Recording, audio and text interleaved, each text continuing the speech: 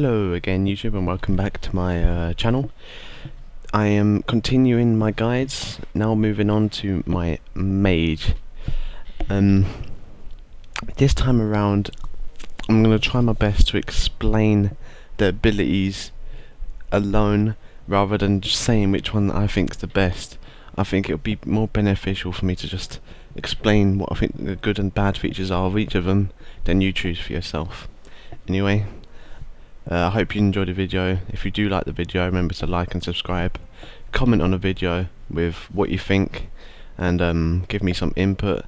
Don't insult me, it doesn't help with the videos if it's bad, but if it's good, give me some good input, or even give me some criticism that will help me for future videos. Thanks again, and here it is. And I'm back YouTube. I'm here at the dummies with my Mage, going to explain talents and glyphs again. Now you may have been wondering over the past videos why I don't just go on the beta and show you these 90 abilities, because I do have the beta and I've stated it before. It's because they're not finished.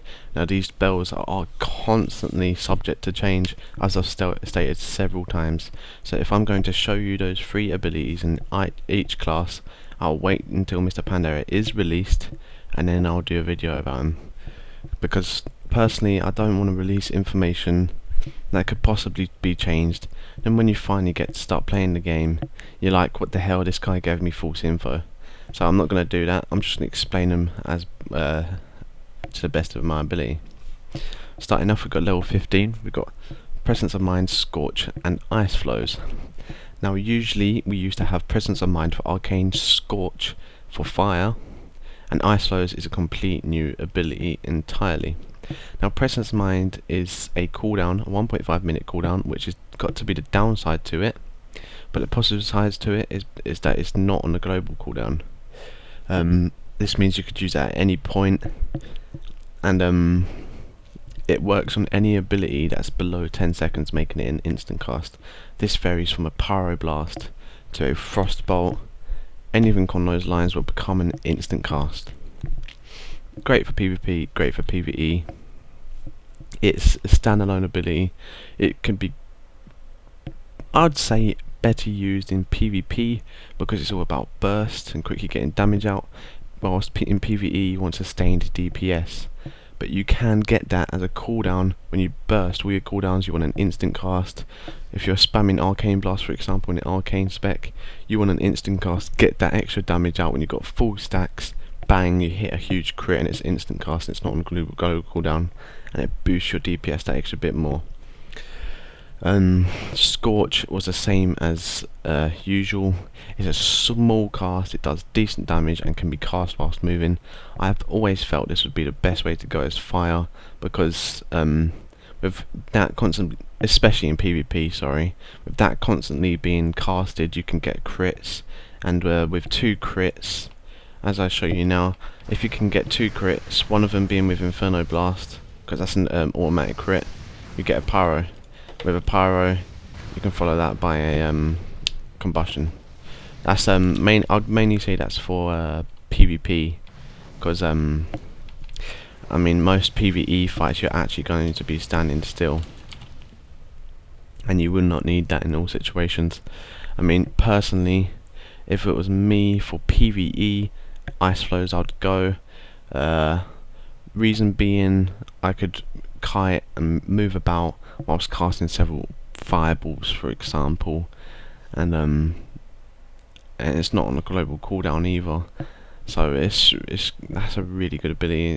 I mean, you'd think, oh yeah, Presence of Mind is better because you can stick out one ability quickly in 1.5 minute cooldown, but that's a 1 minute cooldown. I think it's better.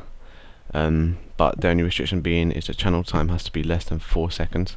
But it's good if you're fire spec in your rotation, you can get 2 fireballs out, or you know, a fireball and a pyroblast or something on that lines. Arcane, the same thing, and Frost, once again, the same thing. But I guess it can depend on the spec. In Frost you might not get it, because I don't believe there's enough casted abilities to use for Frost. I mean, they have said Frost is a viable spec now, but I'm not entirely sure. Moving on, we've got Temporary Shield, Blazing Speed, and Ice Barrier. Now PvP, I personally instantly go towards Ice Barrier because of the huge amount it absorbs. It's always been standalone most powerful thing you could get for PvP. It's on a 25-second cooldown. It is instant, and it lasts 1 minute as well, or until the damage is absorbed. So Ice Barrier has always been a powerful ability for PvP. Moving on, we've got Blazing Speed. This is so much better now. You suppress movement slowing effects and increase your own movement speed by 150% for 1.5 seconds. Now it seems little, but it's now not a proc, but a cooldown. It's only on a 25-second cooldown, the same as the barrier.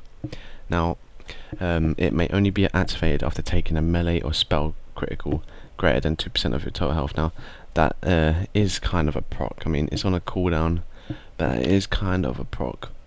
In BGs, you'll be able to proc it quite often.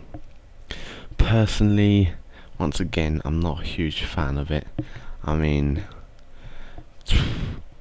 it can save you. I mean, a lot of melee classes can slow you big time, and if you haven't got blink, or they close the gap between you and themselves, then this can come in really handy alongside blink. But once again, you haven't got a humongous ice barrier, which also I believe it's restricted to frostbite explodes and freezes them. So personally, not a huge fan of Blazing Speed. It wouldn't be great for PvE because the boss would have to do a melee or spell hit greater than 2% of your health. The 2% of your health isn't an issue, it's the matter of whether it crits or not. Temporary Shield envelops you in a temporary shield for 4 seconds. Damage taken while shielded will be healed back over 6 seconds. This spell is usable while stunned, frozen, incapacitated, I hate that word, feared or asleep, and this is not on the global cooldown. Now, once again, it's hard to pick, but if it was me, I would go Ice Barrier. Not that it matters, they're all just as powerful as each other. Moving on, we have 3 abilities at 45. We've got Ring of Frost, Ice Ward, and Frost Jaw. Now, Ring of Frost is how it always used. You place it on the floor. It's in a massive circle. Anyone who walks into it gets frozen. Now, it's an AoE ability. It's always been good. You can even trap people in it. It's great. You run through it, they get frozen. It's amazing CC. It's on a 30-second cooldown. I believe it used to be a lot higher than that, so that is a lot stronger than it used to be. Ice Ward. Place an Ice Ward on a friendly target. When an enemy strikes a target, all enemies within 10 yards will become frozen in place for 5 seconds, 1 charge. This is good. I'd say mainly for PvP. Reason being, PvE, you use it on a tank or a DPS, you're going to freeze the enemies, but they're going to get damaged, so they're going to come out of it.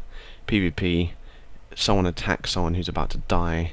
Oh no, they're about to die, what am I going to do? You stick a Ice Ward on them, freezes everyone around them, and then they can't do anything. This includes BGs and arenas. Great ability. Frost Jaw silences and freezes a target in place for 8 seconds, lasts half as long versus players. Now, I've been using that as a standalone CC or as a combo to deep freeze. Now, normally you'd combo it with Frost Nova. Kona, as in Fire Spec, you don't have Kona Cold to freeze. So from that, I would, for example, if I started a fight, I would either polymorph to start with. I'd go invisible. I'd start a Frost Jaw off. I'd deep freeze. I'd get all my dots on. Hopefully, get a Pyroblast cost, and stick a combustion on them. Blow my cooldown. If they're not dead by then, I'd be seriously surprised. So that's the main thing about them. I'd say that for PvP, mainly arenas. Can do for backgrounds. That mainly BGs, and you can use it for arenas.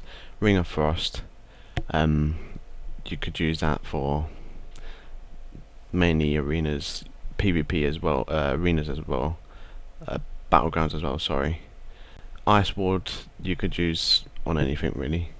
For when you come on to PvE, I'd go Ice Ward or Ring of Frost, since a single target's really not going to save you that much. 60 great invincibility, Cauterize and Cold Snap. Cold Snap has always been a powerful ability. but now, apart from resetting all your ice cooldowns, including ice block, frost nova, and cone of cold, it instantly restores 30% of your health and can be used while CC'd. This is incredibly powerful, considering it gives you ice block all over again, frost nova all over again. It's great. Cauterize, an attack which would otherwise kill you will instead bring you to 50% of your health, and you will burn for 40% of your maximum health over the next 6 seconds. I'm not a fan of this, to be honest. It's always been a good ability because you can save your ass big time. The only way this will properly save you is if you can kill the person, or someone can heal you up back to full health, or heal you up before Cauterize gets you down to 10%, and then someone just has to hit you once, and then you're dead. The Cauterize is more of a risk take. I mean, it heals you for more, but then at the end of it, if you don't get healed, or you don't win the fight, then it heals you for a lot less. Only advantage being is that it's on a 1 minute less cooldown. And I reckon that's about it, to be honest. There's no more advantage to it. The cold snap actually gets rid of cooldowns as well. So great invisibility, this is strongly a PvE thing. I believe you can use it in PvP if you want, as in arena, open, great invisibility, both people are stealthed, 3 people are stealthed, 5 people are stealthed, BG, several people are stealthed, etc. But mainly for PvE, to avoid packs of trash that you don't like, crap like that. Now in PvE, I would either go that or I'd go cold snap. Cauterize shouldn't be something you should be going for. You shouldn't be getting that low health. If you're a DPS, as mages are, you should strongly go for anything that reduces your cooldowns, increases your damage, anything on those lines. PvP, go for a lifesaver or something that can stop you from dying. Personally, I'd go cold snap because it can get rid of cooldowns as well, but it's your choice again. 75, Never Tempest, Living Bomb, Frost Bomb. This strongly depends on what spec you are because of the mastery. Of course, it's Never Tempest for Arcane, Living Bomb for Fire, Frost Bomb for Frost. Frost Bomb, it goes onto a target, and after 5 seconds or so it explodes, dealing frost damage to the primary target, and then 10,000 odd damage to damage enemies around. And then all the targets are slowed. This is great for kiting mobs in a raid. This is great for clearing out AoE mobs, it does a lot of damage. This is also very good for PvP, slowing people down, doing a bunch of burst whilst they're in deep freeze. It can slow more than one person as well. This cooldown and countdown are reduced by haste. So I'm guessing that if you're going to go frost DPS, your primary stat would have to be haste after intellect and hit rating. PvP, haste would normally not be the primary stat, or it could be, but the main reason I say that is because with PvP gear you normally lose a whole secondary stat. But with the new system, let's have a look, you actually get a secondary stat, I believe. So you can get haste again, but I don't know. I'm not entirely sure. I mean, crit might still be the top way to go. Living Bomb, the target becomes a living bomb, taking so and so damage over 11 seconds. When this effect ends or target dies, it explodes to deal so and so damage. This is another AoE thing, but it's also great for single target. The reason being is because combustion gets all its dots put together and boom, does it all and combines it all. Living Bomb being one of those dots for fire spec, great for PvP, great for PvE, doesn't really matter what spec. If you choose fire, get Living Bomb, it's very powerful. Never Tempest, same thing, puts it on target, deals 20k damage over so and so time, 12 seconds. Each time Never Tempest deals damage, an additional 50% of that damage is also dealt to a random target. Again, another AoE thing. This is more of an arena thing because it only attacks one extra target for 50% of the damage, so it's a lot more powerful single target, but a lot less powerful AoE. But once again, it's PvE, mainly PvE based, but it's good for PvP as well. They're both good, it just depends what spec you are. Okay, 90, you got Invocation, Rune of Power, in Encounter's Ward. I can't show you these personally, but Invocation reduces the cooldown of Evocation by 10 seconds, but you passively regenerate 50% less mana. Completing an Evocation causes you to deal 25% increased spell damage for 40 seconds. Now what this does, it reduces your Evocation right there, but regardless, you passively right now, I would regenerate 50% less mana with that active. But on the other hand, if you use an evocation at the end of the evocation, you get 25% increased damage for 40 seconds. Rune of Power places a Rune of Power on the ground which lasts for 1 minute. While standing on your Rune of Power, your mana regeneration is increased by 100% and your spell power is increased by 15%. Only 2 Rune of Powers can be placed at one time. While standing in your own Rune of Power, you gain 1% of your maximum health per second. This is very strong for arena. Wouldn't say completely arena. It's a bit of a... oh, for God's sake, keep logging in, why don't you? Sorry guys. Wouldn't say completely. I mean, now that I think about it, it's not very reliable in arena, but it's very good because you can use it on more than one person. Not really that reliable for PvP, to be honest. It's not even that reliable for PvE. Considering they replace evocation with it, the fact that you have to stand still whilst doing so, both you and the person that you use it with, is a joke. But if you can actually stand there without getting moved, and you can sit there and pummel out damage without losing any mana, and someone else can as well, and you get 1% of your maximum health per second, it is very powerful. If you can just stand there and not move, considering it's on a 6-second cooldown as well, you can keep it up constantly. Strongly PvE, not so much PvP, but strongly PvE. But it's still, if you have to move, it's a pain. But still, for example, you're standing there, you're DPSing, oh crap, boss is about to throw a something at me, whatever example you want to give. Oh crap, I'll move. By then it would have come off cooldown. By then it would easily have come off cooldown. There is no way it wouldn't have come off cooldown by then. You would have been standing there for more than 6 seconds. But on the other hand, if you did use 2 in separate times, then it might be a problem. But once you've moved, you place it under you again, and you can carry on pummeling the boss without ever running out of mana. Encounter's Ward places a magical ward on you, absorbing almost 9,000 damage for 8 seconds. Absorbed damage will restore up to 18% of your maximum health. When this effect ends, you gain up to 30% increased spell damage for 15 seconds based on absorption used. The passive increases spell damage by 6% and mana regen by 65%. This effect is deactivated while it is on cooldown. This is personally, I feel this is the most reliable. You can put a little shield on you, especially for PvP. When that shield goes, and in PvP and PvE, this shield go very quickly. You get a crap load of mana back. You have increased damage without any movement. Movement restrictions, whilst Rune of Power and Invocation both have movement restrictions, and get more increased spell power whilst being able to move. It gives more than Rune of Power, less than Invocation, but you still have increased mana regeneration. Now, as a passive, if you don't have it activated, you still get increased spell damage and increased mana regen. Very powerful. The only downside to it being is that it's deactivated. This passive is deactivated whilst it's on cooldown, and it is on a 25-second cooldown. So it's mainly what you want. I personally would go Encounter's Ward for PvP, Rune Power probably for PvE. That's what I would go. Then again, once again, it is your choice. Moving on to Glyphs. Anything new?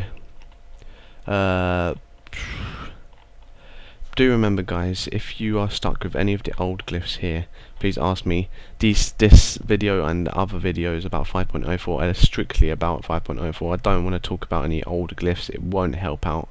It's not what I'm trying to get from this. I'm trying to get from what's new and what will help you if I explain the new ones to you.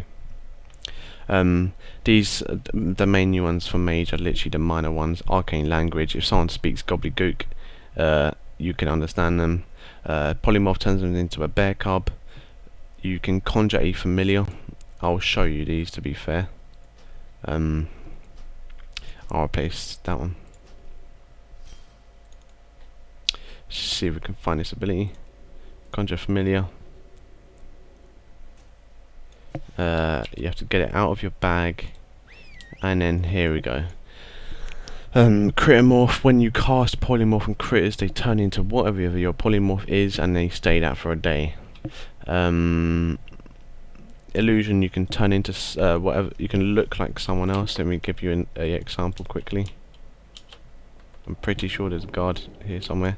Here we go. Okay, it doesn't work on guards. What it is, if you have a player you want to look like, you can use it on them. But if you just want to use it randomly, just for the sake of it, it'll turn you into some like random gnome or something. Loose mana, we've already used that before. Same as mirror image. This one's new. When your blink spell teleports you. Alright, I'm gonna actually show you this one, guys. I'll do normal blink. That's a normal blink.